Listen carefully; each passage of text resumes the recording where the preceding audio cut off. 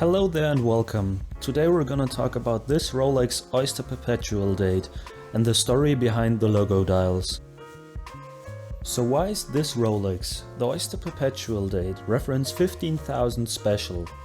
To explain this, we gotta dive into the history of Rolex. In the 1950s, Rolex started to offer and even actively promote custom dials for corporate clients. You may know some of those clients, like Coca-Cola, Pan Am or Domino's Pizza.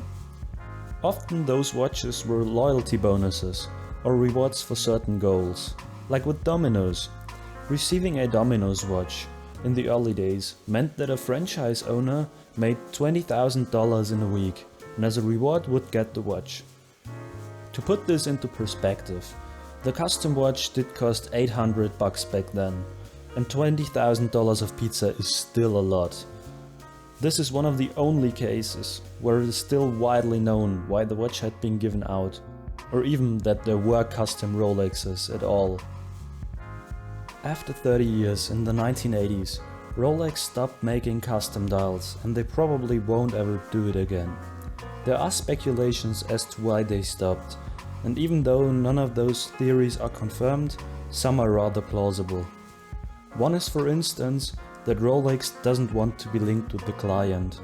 Reflecting on the watches that have been customized, like a Daytona with Muammar al-Gaddafi's signature on the dial, this theory sounds more than just conceivable. Knowing all of that, we can grasp the rarity of the logo dial watches. These timepieces were mostly limited to employees of the company, and even then only handed out on special occasions. So we can say that there are not too many watches with the insignia of each company. Certainly it is still a fair amount, but compared to the 800,000 watches that Rolex produces each year, it's not even a considerable fraction. The watch you see here, bearing the Saudi cargo airline logo, is less known than Domino's or Coca-Cola watches, but nonetheless something special. Alongside other lesser known logo dials, it may be one of the only special and still affordable Rolex watches out there. A price tag of around $3,500 to $4,000 makes this watch not only affordable, but an entry-level watch in the current Rolex market. Compared to modern watches, wearing this piece has the charm of uniqueness, knowing that only few other people have the pleasure of doing so. Seeing the beautifully applied Saudi cargo airline insignia raised above the dial and shimmer in the daylight is a joy on its own. This exact watch was made in 1984, but that doesn't mean it feels in any way outdated.